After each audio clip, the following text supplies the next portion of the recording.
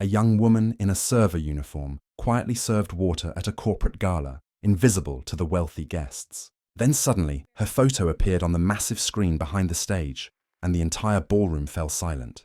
What happened next exposed a secret that changed her life and shocked everyone in attendance. Maya Rodriguez moved quietly through the Grand Millennium, hotel ballroom serving water to the 500 guests attending Harrison Tech's annual charity gala. Her simple black server uniform making her invisible among women in designer gowns and men in tuxedos worth more than her monthly rent. At 26 years old, Maya worked catering events to supplement her daytime job at a non-profit. Her college degree in social work leading to meaningful work that paid barely enough to survive. Tonight's gala benefited children's education programs, and Maya was grateful for the overtime pay even as she navigated around people who never made eye contact with servers, treating her like mobile furniture rather than a person. The evening's program began with speeches from corporate executives and philanthropists, each discussing their commitment to helping disadvantaged youth access education opportunities. Maya continued her service during the presentations, refilling glasses and clearing plates, while the wealthy attendees applauded their own generosity. Then the program shifted to introducing scholarship recipients, and the massive screen behind the stage lit up with a photograph that made Maya freeze in the middle of the ballroom, her water pitcher trembling in her hands.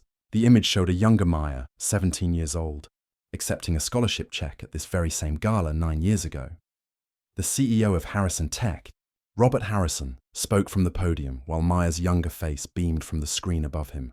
9 years ago, we awarded our first full scholarship to Maya Rodriguez, a high school senior from our city's most disadvantaged neighborhood, whose academic excellence and commitment to community service represented everything this program was designed to support.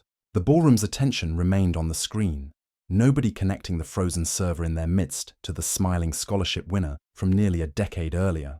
Robert continued his speech.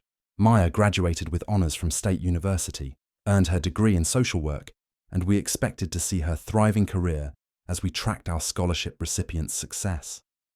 Robert's tone shifted, becoming more serious and contemplative. But when we followed up this year, we discovered Maya works at a non-profit, serving the same community she came from, earning barely above minimum wage despite her qualifications. She also works evening catering jobs to make ends meet. Our scholarship gave her education, but our economy hasn't given her the opportunities that education was supposed to provide. Tonight, Maya Rodriguez is actually here in this ballroom. The screen changed to show a current photo, and slowly, heads began turning as people recognized their server, the invisible young woman who'd been pouring their water moments ago. Maya stood paralyzed as 500 faces turned toward her, the guests who'd ignored her existence, suddenly seeing her as a person worthy of their attention. Robert gestured for Maya to join him on stage, his expression kind despite her mortified reluctance. "Please, Maya, come up here." Maya's feet moved automatically, her mind racing with confusion and embarrassment as she walked to the stage in her server uniform, utterly unprepared for this sudden visibility. Robert's next words changed everything. "Maya represents a failure not of individual effort but of systemic opportunity. We celebrate giving scholarships, but we've created an economy where educated, qualified people work multiple low-wage jobs because meaningful work doesn't pay living wages."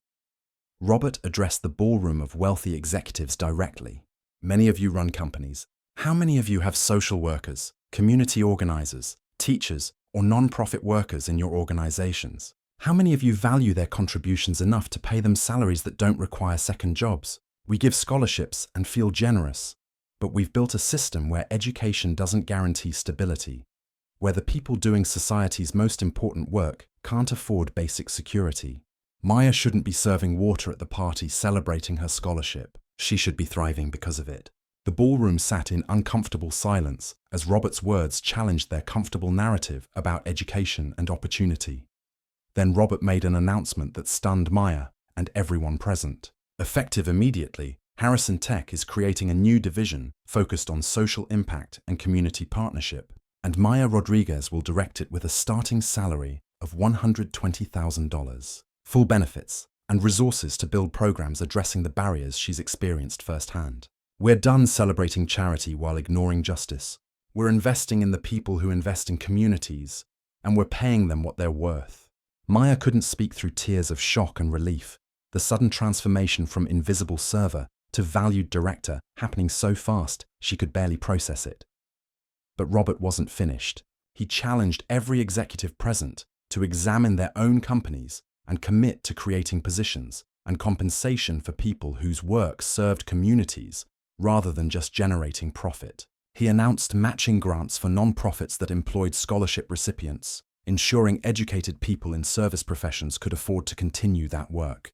The gala raised $3 million that night, but more importantly, sparked conversations about the gap between celebrating education and actually valuing educated people who choose service over profit. Maya's new position allowed her to expand programs she'd only dreamed about. During her years of financial struggle, her lived experience of educated poverty informing initiatives that created real pathways for others facing similar barriers. She hired other overqualified, underpaid nonprofit workers, paying them salaries that acknowledged their worth. And she never forgot the moment she'd stood invisible in a ballroom of wealthy people who celebrated helping people like her while simultaneously participating in systems that kept people like her struggling. The dissonance between stated values and structural realities laid bare when her photograph appeared on screen and forced everyone to confront the person they'd been ignoring, proving that true generosity isn't about feeling good through charity, but about examining the systems that make charity necessary.